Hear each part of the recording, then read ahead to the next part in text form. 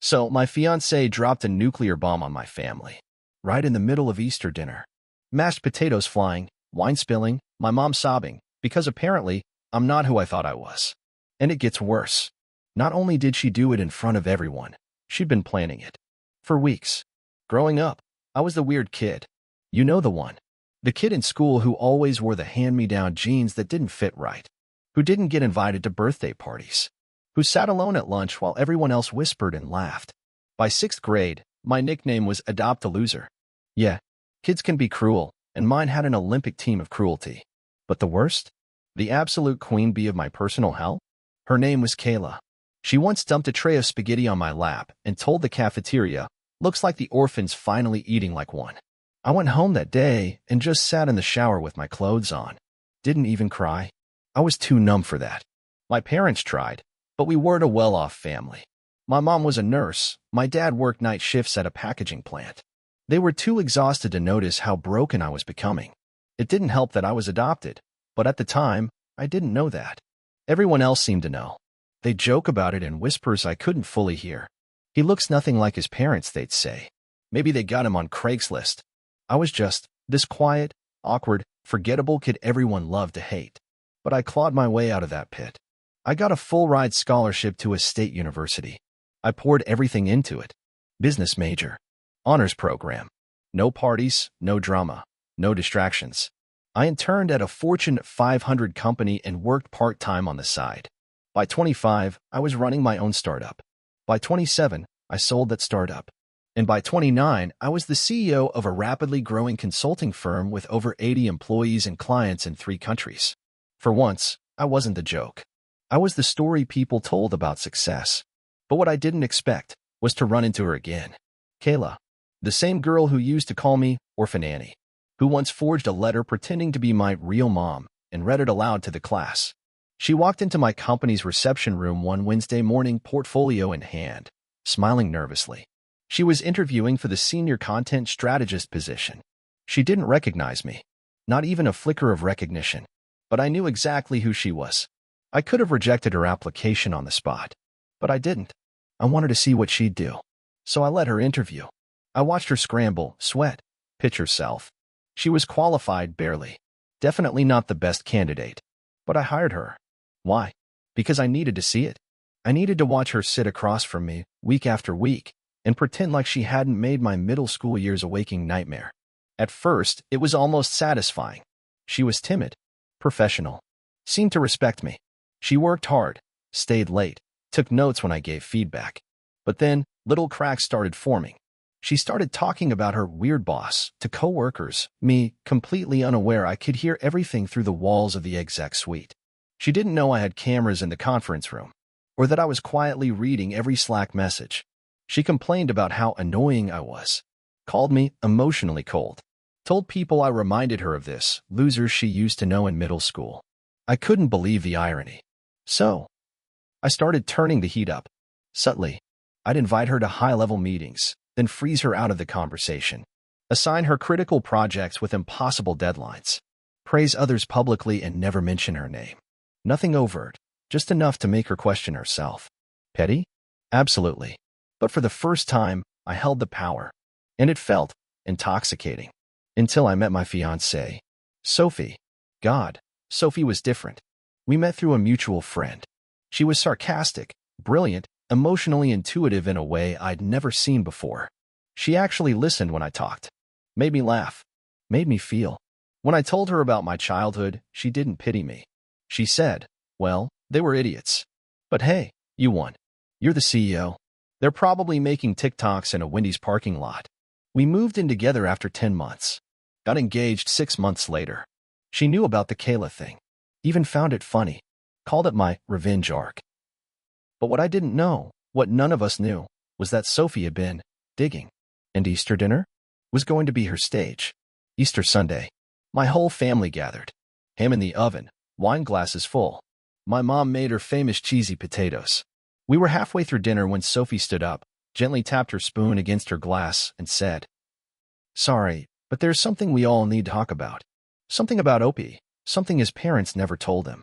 I felt the blood drain from my face. And what she said next tore my entire life apart. So, my fiancée Sophie stood up in the middle of our Easter dinner. My whole family gathered around the table, mouthfuls of glazed ham and deviled eggs, and she said, "There's something we all need to talk about. Something about Opie, something his parents never told him." And I swear, time stopped. My mom went pale. My dad choked on his wine. And I just sat there. Because in that moment, I realized something horrifying. I was the only person in the room who didn't know what she was about to say. Sophie turned to me, her voice soft. "You were adopted. Your parents never told you. I only found out by accident. But I thought you deserved to know, and I didn't want to keep lying for them." The silence was unbearable. You could hear someone's fork clink onto their plate. I remember blinking. Once. Twice. My mom's face was frozen.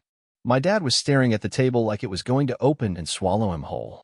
And I just laughed. Not because it was funny, but because what else do you do when your fiancé just casually drops a nuke into your childhood like it's a dessert course? I looked at my mom and said, "Is that true?" She didn't answer. I turned to my dad. "Tell me it's not true." And all he said was, "We were going to tell you eventually." That's when I stood up. Chair screeching behind me. "When, Dad? At my wedding? On your deathbed? When exactly were you going to explain that my whole life was a lie?" Later that night, after I'd stormed out and driven around aimlessly for hours, Sophie called me. She didn't apologize. Not really. She said, "I'm sorry for how I did it, but I couldn't keep lying. I love you. You deserve the truth. They were never going to tell you." She claimed she found out accidentally, overheard my mom talking to someone during a bridal fitting about how we always knew he wasn't ours biologically, but he's ours in every other way. And instead of telling me privately, she planned to drop it during Easter dinner. A dinner she insisted we attend, even when I said we should skip it this year and elope to Vegas instead. And here's the kicker. She told her therapist and her bridesmaids before telling me. After I left, everything fell apart. Apparently, my mom broke down in tears, said they didn't know how to explain it, and they never thought it would come out like this. My dad got into a shouting match with my uncle, who screamed, "I told you this would blow up in your face." My younger cousin texted me saying it was like an episode of Succession but with worse lighting and more deviled eggs. But you know what stung the most? Everyone else knew. Not just my parents. My aunt. My uncle. Even my older sister, she definitely knew. She just never said a word. Not when we were kids. Not during my lowest moments. Not even when I asked why I looked nothing like anyone else in the family. And you know who I looked like? Nobody. Not even in baby photos. And suddenly, I started rethinking everything. Every offhand comment. Every awkward family moment. Every distant look from my dad growing up. It all made sense now. I didn't go home that night. I stayed in a hotel. I ignored Sophie's texts. Her missed calls. Her long-winded email titled, "Please read this before you hate me." I didn't read it. Not then. I didn't talk to my parents either. When my mom tried to call, I let it ring. When my dad showed up at my office the next day, I told the receptionist to say I was in meetings until further notice. Because what do you even say to people who lied to you for 30 years? I finally opened a drawer in our apartment that Sophie always kept locked. Curiosity. Paranoia. Call it whatever. Inside? A manila folder. Printed screenshots. Notes. Some kind of genealogy report. Emails between Sophie and someone with my last name, but not from my side of the family. Turns out she'd been in contact with my birth family. She'd reached out on 23andMe after sending in a sample for me, without telling me. There was a woman named Linda. Linda is my birth mother. And Sophie? She was planning to introduce me to her at the wedding. Like some surprise guest. I guess the Easter reveal was supposed to be phase 1. My parents lied to me for 3 decades. My fiancé went behind my back and played DNA detective. My entire family pretended not to know. And I'm sitting here, staring at my reflection and wondering, am I even me anymore? Was everything I built, all the success, the work, the rise from bullied kid to boss, was it all just me desperately proving I belonged? Do I still belong? Anywhere? I haven't spoken to Sophie since I found the folder. The wedding is 2 months away. But you want to know the kicker? Guess who just applied for a job at my company again? Kayla, the girl who bullied me in school. She doesn't even remember the last time she worked for me, which means she either blocked it out or she's plotting something too. So, my fiancée Sophie blew up my entire life during Easter dinner by revealing I was adopted, something my parents kept from me for 30 years. Then I found out she didn't just stumble on the truth. She went full ancestry spy mode. DNA kit, emails, genealogy, and apparently she'd even contacted my birth mom without my permission. I found all of it in a folder in our apartment drawer, hidden behind old tax forms like some casual, life-ruining bombshell. Oh, and by the way, that folder had an RSVP card inside. Signed, Linda Reynolds, excited to meet you at the wedding. Like this was a Hallmark reunion and not the unraveling of my actual identity. 2 weeks after the Easter disaster, I cracked. I called the number listed under Linda's email signature, and hearing her voice, it was like someone pressed the mute button on reality. She sounded nervous, soft-spoken, almost like she'd been preparing for this moment for years and was terrified she'd already blown it. I wasn't supposed to reach out first, she said. I just wanted you to know I've always thought about you. Every birthday, every holiday. I didn't want to give you up, but I was 17. I didn't have a choice. She offered to meet somewhere public. Neutral ground. No pressure. So we met at this tiny lakeside cafe a couple towns over. Quiet. Tucked away. The kind of place where no one would recognize me as the CEO guy from LinkedIn. She brought a photo album. Of herself at 17. Of me as a baby. Of the letter she wrote the day she signed the adoption papers. One that never made it to my parents, apparently. And, for a second, I let my guard down. There was something in her eyes. The same shape as mine. The same nervous laugh when the waiter spilled water on the menu. I couldn't deny it. Genetically, we were linked. I looked like her. And yet, I felt nothing. No instant bond. No cinematic moment. Just this dull ache. Like I was cheating on the parents who raised me, even if they lied. I was still reeling from that meeting when Sophie texted. Sophie, I heard you met Linda. Can we please talk now?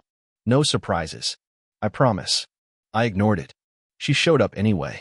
I came back from a run, sweaty, exhausted, emotionally tapped, and there she was, sitting on the front steps of my apartment like some guilty golden retriever holding an apology letter in her lap. I didn't even say hi, just stared. You hacked my DNA, I said. You turned my existence into a project. And you lied to me. She started crying. Big, dramatic tears. The kind that once would have made me drop everything and hug her. But not this time. I did it because I love you, she said. I saw how much not knowing hurt you, even if you didn't realize it. I thought maybe if you met her, it would fix something inside you. That's when I snapped. You thought ruining Easter, ambushing me in front of my family, and planning a reunion at our wedding would fix me? She flinched. But I wasn't done. You turned my trauma into a goddamn storyline. A moment. A reveal. I'm not a subplot, Sophie. I'm your fiancé. Or at least, I was. She begged. She pleaded. She told me she'd cancel the wedding if it meant keeping me. That she only invited Linda because she thought I'd be grateful in the end. I told her I needed space. But the truth? I didn't even know if I wanted to get married anymore. Not to her. Not after this. Like clockwork, the universe said, not done with you yet. But, that same week, I got an internal Slack ping from HR.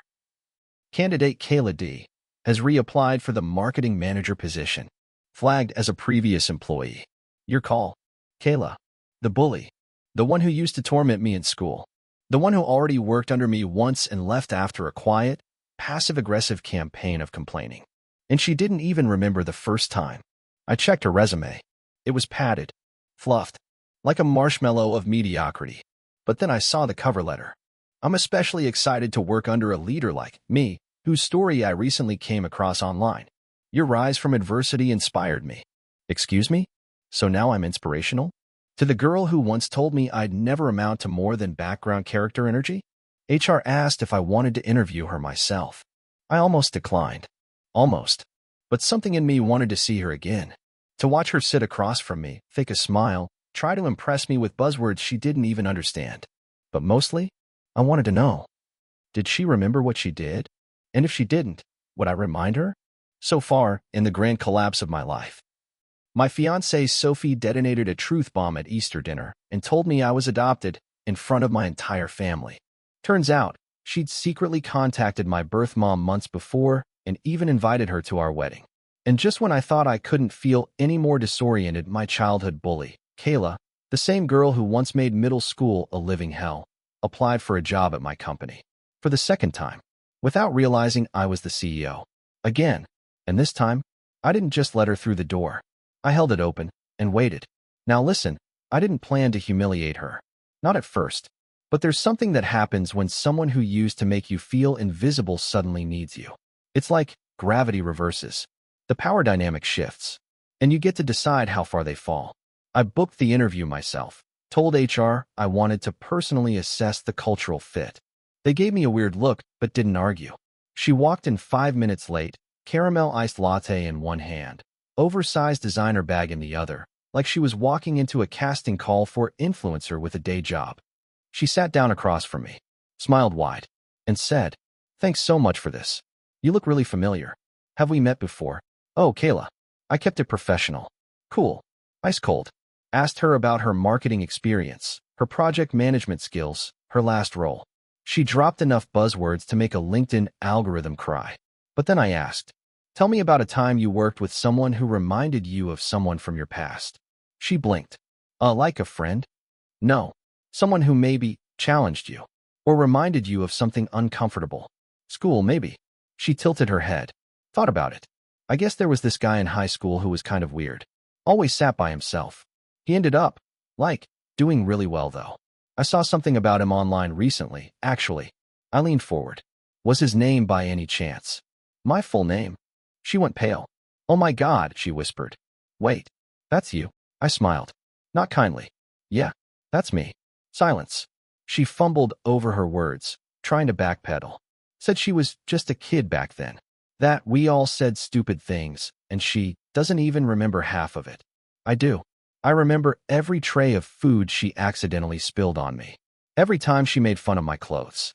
The fake love letter she wrote from my mom in foster care. How she made me cry in the boys' bathroom, then posted about it. I pulled out something I'd brought just in case. A printed photo from our 8th grade yearbook. It was me, alone, sitting on the bleachers, staring down, and scrawled underneath it in glitter pen, I remember, because I found the original once in my locker. "Adopt a loser." I slid it across the table. Her face crumpled. "You kept that?" "No. I found it in the archives." Funny how the internet never forgets. And then she started to cry. I could have ruined her. Right then. Right there. A few choice words in the system, and she'd never get a second look at any company we worked with. I could blacklist her with a single click. But I didn't. Instead, I told her the truth. I used to fantasize about this moment. About making you grovel. About showing you what I became and rubbing it in your face. She nodded, eyes still wet. "But that would make me like you." I stood up, walked to the door. "You won't be moving forward in the process. HR will send you a note." She choked out something. I think it was an apology, but I didn't respond. I just walked away. Let her sit there. Let her feel small. So, while all that was happening, my fiancé was calling and texting and emailing me links to articles like 10 Steps to Rebuild Trust After Betrayal, even if you're the one who told the truth. She didn't get it. The problem wasn't that I found out I was adopted. The problem was how. How she made it a spectacle. A plot twist. A big moment she could control. Like it was her truth to tell, not mine to discover. So I told her I needed more time. And then I got an invitation from my birth mom. Linda, my birth mom, invited me to brunch on Mother's Day. "No pressure," she said. "Just food, and maybe a walk by the lake." I didn't tell Sophie I was going. I didn't tell my adoptive mom either. I didn't have the strength. I showed up with flowers. And as I stood there, watching Linda beam like she'd been waiting my whole life, I felt something shift. Not love, not forgiveness, but maybe possibility. That I could start over. On my own terms. And then Sophie sent me a text. "Please call me. It's about the wedding. We need to talk before I cancel it." That was 3 days ago. I still haven't responded. Because for the first time in my life, I'm the one holding all the cards. So far, my life has felt like one long plot twist. My fiancée Sophie blew up Easter dinner by revealing that I was adopted, a secret my parents had kept for 3 decades. Turns out, she didn't stumble on the truth, she dug for it. Sent in a DNA kit behind my back. Contacted my birth mom. Even invited her to our wedding. Then my childhood bully Kayla reapplied for a job at my company. I confronted her in an interview, and for the first time in my life, I held the power. But nothing, and I mean nothing, compared to what came next. Because after all the tears, the anger, the silence, I called off the wedding. And the very next day, I found something in my parents' attic that shattered everything I thought I knew again. Let's not sugarcoat it. I loved Sophie. Or at least, I thought I did.